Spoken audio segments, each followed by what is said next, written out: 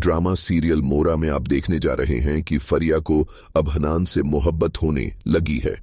वह बात बात पर दौलत का ताना देती थी। हनान को लगने लगा था कि शायद वह तो अब जर खरीद गुलाम बन चुका है। वो फरिया की हर बात मानता। फरिया एक बार फिर हनान को कहती है कि तुम मुझसे अच्छी तरह से बात क्यों नहीं करते, बस हाँ और ना में जवाब देते हो। हनान कहता है कि जिस इंसान का ज़मीर मर चुका हो शायद उसे किसी से किसी किस्म का कोई सवाल करने का भी हक नहीं। फरिया कहती है कि तुम ऐसी बात क्यों कर रहे हो, तुम मेरे शौहर हो, मुझे इस बात का एहसास हो चुका है, मुझे तुम्हारे साथ ऐसा नहीं करना चाहिए था। हनान कहता है कि अब आप जो कहेंगी वह मैं करने के लिए तैयार हूं, मैं आपकी हर बात मानूंगा।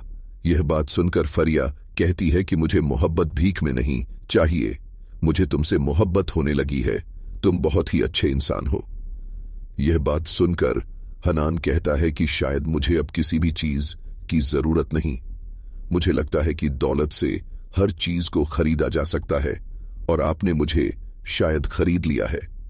फरिया कहती है कि हनान, आपके इस रवैया की वजह से मैं बहुत ही ज्यादा परेशान हूं, मैं चाहती हूं कि हम अच्छे तरीके से मियां बीवी की तरह रहें।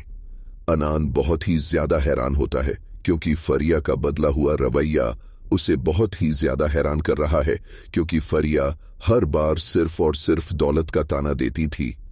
उसे लगता था कि दौलत ही सब कुछ है। हनान कहता है कि आप शायद मेरे बारे में कुछ अजीब सोच रही हैं, जिस पर फरिया कहती है कि क्या ना सोचूं, क्या आप मुझसे मोहब्बत नहीं करते। यह बात सुनकर हनान कहता है कि आपको लगता है कि मुझे मोहब्बत का हक है, शायद ऐसे हालात में तो मुझे मोहब्बत का कोई हक नहीं।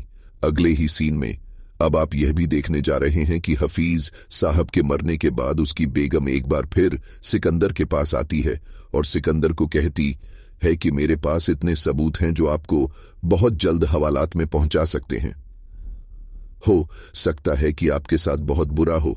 यह बात सुनकर सिकंदर कहता है कि आप कहना क्या चाहती हैं, मैं चाहती हूं कि बस मुझे मेरी मुंह मांगी रकम मिल जाए और उसके बाद मैं खामोशी से बैठ जाऊंगी, न हो ईं तो तुम्हारे खिलाफ कार्रवाई करूंगी और तुम्हें बहुत जल्द लंबी सजा मिलेगी। यह बात सुनकर एक बार फिर सिकंदर कहता है कि तुम्हारे पास ऐसा कोई सबूत नहीं है, क्योंकि हफीज साहब से मेरा किसी किस्म का कोई राब्ता नहीं। हफीज साहब कहाँ हैं, किसके पास हैं, मुझे नहीं पता। यह बात सुनकर एक बार फिर हफीज साहब की बीवी कहती है कि आपके हवारियों में से ही किसी ने वहां वीडियो बनाई थी, जो वीडियो मेरे पास है जब तुम हफीज साहब की जान ले रहे थे। यह बात सुनकर सिकंदर बहुत ही ज्यादा परेशान हो जाता है और कहता है कि तुम झूठ बोल रही हो, ऐसा कभी भी नहीं हो सकता, मैंने जब कोई ऐसा गुनाह किया ही नहीं तो आप मुझे इस तरह इल्जाम नहीं दे सकती।